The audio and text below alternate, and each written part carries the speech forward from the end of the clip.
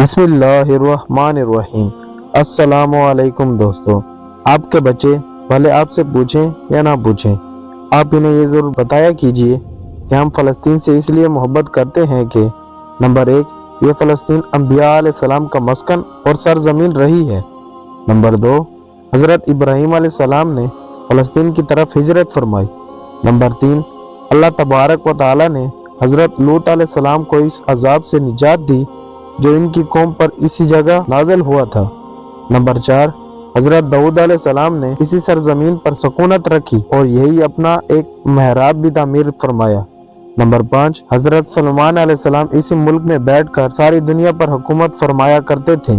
Number 6، چینٹی کا وہ مشہور قصہ جس میں ایک چینٹی نے اپنے باقی ساتھیوں سے کہا تھا، اے چونٹیوں اپنے بلوں میں گھس جاؤ، یہی اس ملک میں واقع اسکلان شہر کے ایک وادی میں پیش آیا تھا جس کا نام بعد میں وادی النمل چینٹیوں کی وادی رکھ دیا گیا تھا۔ نمبر 7، حضرت زکریا علیہ السلام کا محراب بھی اسی شہر میں ہے۔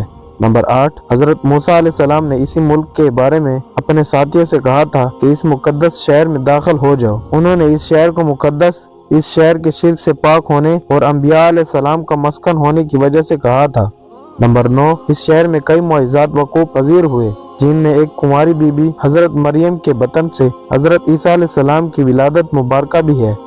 نمبر 10، حضرت عیسیٰ علیہ السلام کو جب ان کی قوم نے قتل کرنا چاہا تو اللہ تبارک و تعالی نے انہیں اسی شہر سے آسمان پر اٹھا لیا تھا۔ نمبر 11، ولادت کے بعد جب عورت اپنی جسمانی کمزوری کی انتہا پر ہوتی ہے، ایسی حالت میں بی بی مریم کا کھجور کے تنے کو ہلا دینا بھی ایک معجزہ الہی ہے۔ نمبر 12، قیامت کے علامات میں سے ایک حضرت عیسیٰ علیہ السلام کا زمین پر واپس تشریف اسی شہر کے مقام سفید مینار کے پاس ہوگا۔ نمبر 13، اسی شہر کے ہی مقام باب لد پر حضرت عیسیٰ علیہ السلام مسیح دجال کو قتل کریں گے۔ نمبر 14، فلسطین یہ ارض محشر ہے۔ نمبر 15، اسی شہر سے ہی یاجوج ماجوج کا زمین میں قتال اور فساد کا کام شروع ہوگا۔ نمبر 16، اس شہر میں وقوع پذیر ہونے والے قصوں میں سے ایک قصہ طالوت اور جالوت کا بھی ہے۔ نمبر 17، فلسطین کو نماز کی فرضیت کے بعد مسلمانوں کا قبلہ اول ہونے کا اعزاز بھی حاصل ہے۔ ہجرت کے بعد حضرت جبرائیل علیہ السلام دوران نماز ہی حکم ربی سے آقا علیہ السلام کو مسجد اقصی فلسطین سے بیت اللہ کعبہ مشرفہ مکہ مکرمہ کی طرف رخ کرا گئے تھے۔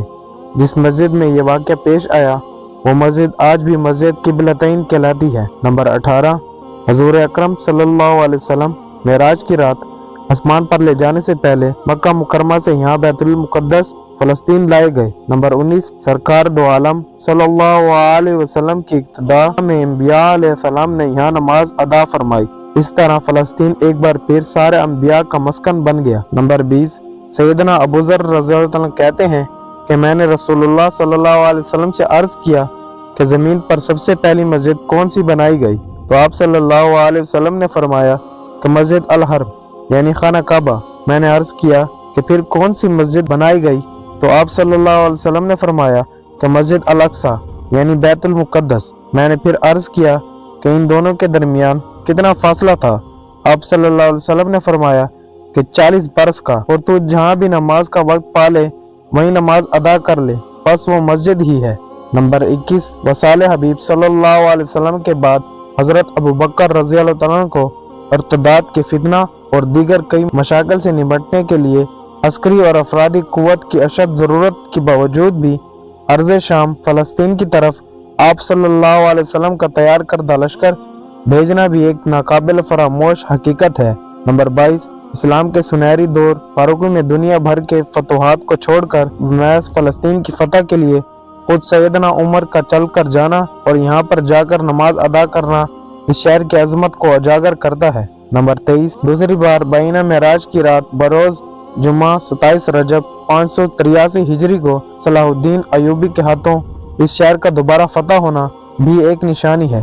نمبر 24، بیت المقدس کا نام قدس قرآن سے پہلے تک ہوا کرتا تھا۔ قرآن نازل ہوا تو اس کا نام مسجد اقصی رکھ گیا۔ قدس اس شہر کی اس تقدیس کی وجہ سے ہے جو اسے دوسرے شہروں سے ممتاز کرتی ہے۔ اس شہر کے حصول اور اسے رومیوں کی جبر و استبداد سے بچانے کے لیے 5000 سے زیادہ صحابہ کرام رضوان اللہ علیہم اجمعین نے جام شہادت نوش کیا، اور شہادت کا باب آج تک بند نہیں ہوا، سلسلہ ابھی تک چل رہا ہے۔